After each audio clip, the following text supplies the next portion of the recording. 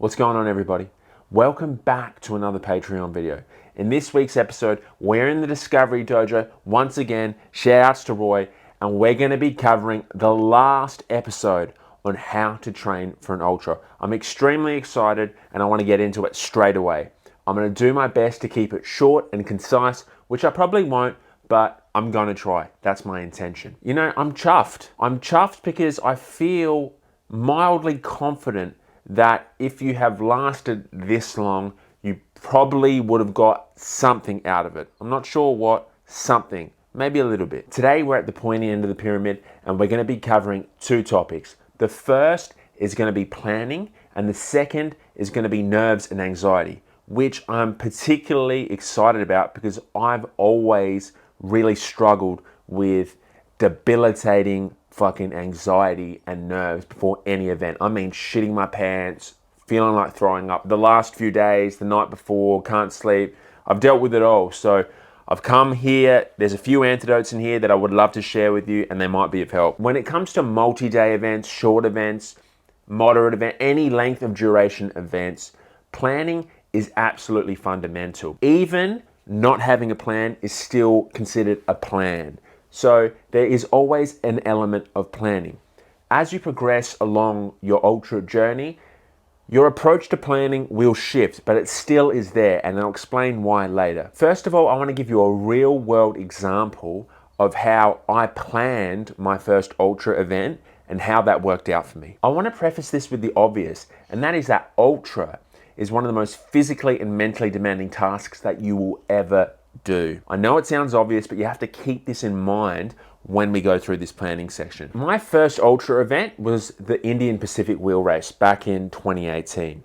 I was a complete noob going into it. I had done about 3 months of training. I was overseas, I came back, I only had 12 weeks, right? I was fortunate in the sense that the year prior, I had filmed the whole race. So I had an extreme amount of route knowledge. My approach to planning was quite simple. I took what the fastest rider had done the year before and I had subtracted a little bit of time off that. Keep in mind that I was a complete noob when it came to multi-day events. I had some experience in, 24-hour rides, but really that was just a complete fuckfest. It was not a 5,500 kilometer unsupported race. Mind you that the guy I was taking the time off was considered at the time, and probably still is, one of the best or the best unsupported ultra cyclist in the world. Why did I choose to do that? When I sat down to plan for the event, I really thought long and hard. Honestly took a look and said, what is possible for me in this event based on my training and history? What I soon came to realize via addressing these questions honestly is that I had no idea of actually gauging what was possible for me. And that's because when I sat down and I looked at it from this narrow point of view, I've been training for 3 months, I used to lift weights, but you can't carry that skill over.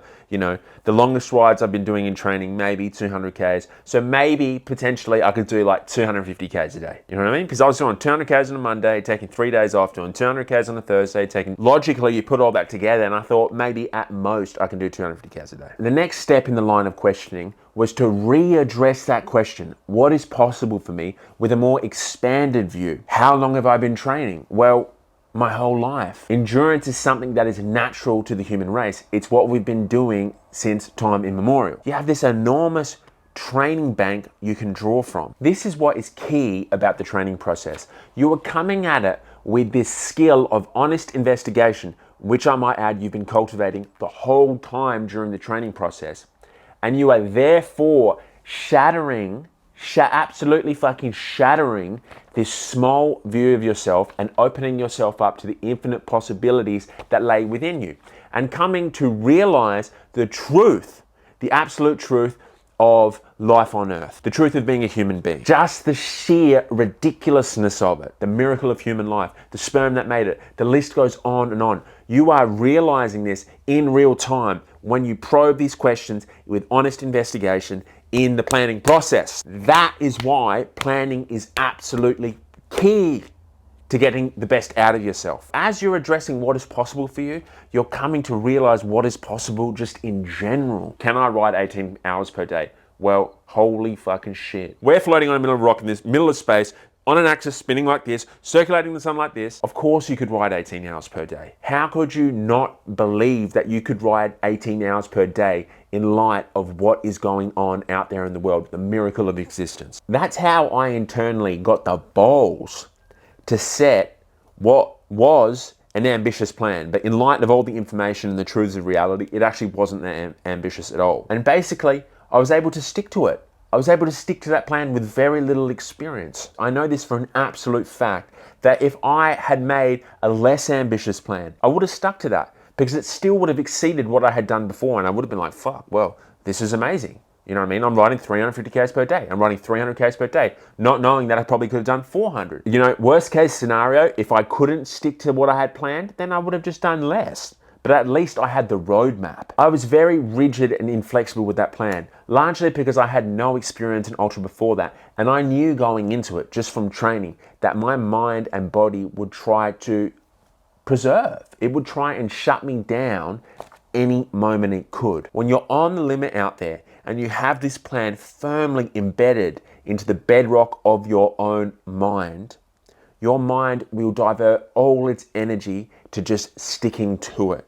You know what I mean? It sees stops as food, shelter, and safety, and it goes, fuck, we need to get there. That's where we are going. Things to keep in mind when you think about planning is that you want to drip feed this slowly over a long period of time. This isn't some high school test where you're just going to sit down there and cram and try and do it last minute. You will be, key point, you'll be missing out on the benefits that the process of planning will give you, because you are constantly in the process of planning, addressing fear, other emotions, your own potential, and having all these revelations. So you want to spend a lot of time in that process. That will allow you to have the best performance. The second step, which has never failed me, whether I've stuck to the plan, gone beyond the plan, released, whatever, is that you want to commit the whole plan to memory. I need another sip of tea. You want this to be embedded into every fiber, every ligament in your body. You want it to be embedded into the bedrock of your own mind, so that when you're out there, it's not a shock to you. It is not a shock to you. Your mind is like, shit, we've been planning this for months now. It knows the whole road. It knows everything. It allows you not to waste energy. And it's all about energy management, which we've been learning. You can waste so much energy by not knowing physically where you are in space. Am I going the right way? Where's the next stop? Where's the next food?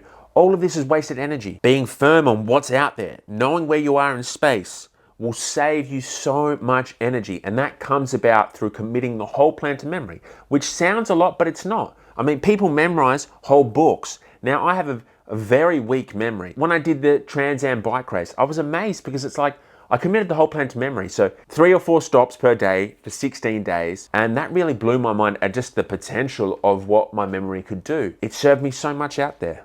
I had saved so much energy. My GPS could have failed pretty much, and I just knew what was up the road. Mentally, a lot of the shock was eliminated. When I go to bed, I would sit there, have a sheet of paper just before bed, write out what I knew. And I'd just do multiple sets of rewriting it out, go front to back, you know what I mean? First stop, second stop, third stop, then go third stop, second stop, first stop.